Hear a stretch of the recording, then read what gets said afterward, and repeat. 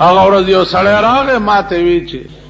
ښځې نه ډېر تنګ نو ما ورته وی چې داسې سړی راته وښایه چې تی نه یي تنګ تاسو ښځې شته که ټول لونډان یې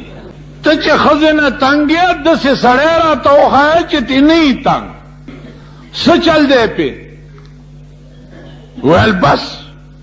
نغری ته به ناسته یو منډې به کي چې هله خېټه کې مې درد شو توپونه به وایي اوړي راوړي به څه چل وکم ښځې ویل بس دلته مې علاج نه کېږي مور کره ځم ویل هفته کې 15 ورځې مور کره یي او 2 ورځې چې دلته تېرې کړي بیا خېټه کې درد شي اریان یم چې وکم ورسره څه مور کره سمه دمه یو چې ما کره راشي خېټه کې درد شي نو مالتا قرآن ویلے دے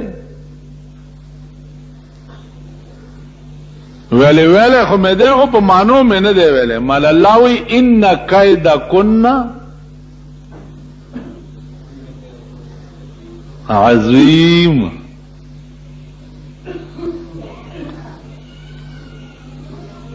اللہ وی دا خزو مکر دا دیر لوئے دومره لوی مکر او فریب لکه د ښځو چې دی پناه په خدای ما وی رکاوټ پکې څه دی ولې نه راځي وی جی نور رکاوټ نشته خو دا ښځې دومره لرې لاړې چې دا به ستاسو هغه پلاران د قبرونو نه او نیکونه راوځي دا یې رړی ګډې به تاسو بیا په کور کې کېننوئ ته به ښځې ته ووایې چې سپینه برکه په سر کا او د کور نه به بغیر د مړي ژوندي نه بار نه وځې چې د کپره کې دې اوبه څکي که نه او لاړئ غرق یئ شرمېدلی وی او شرمېدئ که خیر چې لږ په خېټه موړ دی اول کار یې دا دی چې ښځې نه بورکه لري کړي او بربنډی ځان سره ګرځئ تاسو د دې علاقې خلک چې کینې مینګه پښتانه مینګه مینګه کینی کینی هغه ورځ ما ته چا خط را لېږلی وی پښتنو پسې بد مه وایه مه وایه کلي کار به دې خراب شي تاسو پوه شوئ پښتنو پسې بد مه وایه پښتنو پسې بد نه وایم په غربینو لګي د پښتنو حال خو مه ګوره چې پښتنو نه جوړ څه شو پښتون خو هغه قوم و چې د پښتون ښځې ته به چا کاږه وکته داغه سر به د ګولۍ نشانه کول پښتانه داسې وو که نه وو نن د پښتنو حال وګوره راشه مونږ سره په پېښور کې د شپې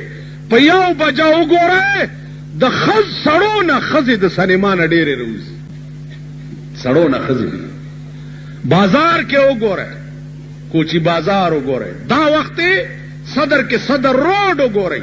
میړی موټر کې ناستې لکه د چپړاسي او ښځه په دوکانونو ګرځي وایي په ایمان نم لیدلی دي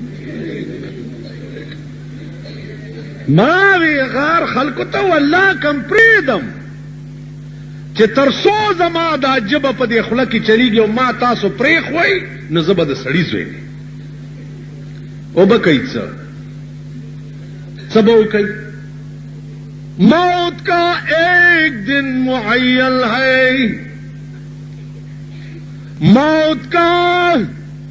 ایک دل معین ہے نیند کیوں راتوں بر نہیں آتی وی د مرګ خو یو ورځ د چې رابشي زه به مړ شمه نو د غمه خوب ولې ټوله شپه نه راځي زه به مړ کېږم او په کومه طریقه چې زما مرګ الله لیکلی په همغه طریقه به زه مړ کېږم همغه طریقه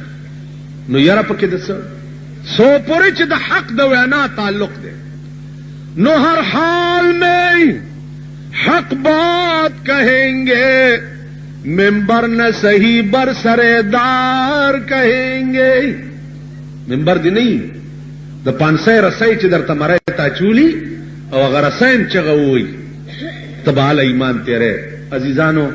ایمان تیرول ډېر ګران کار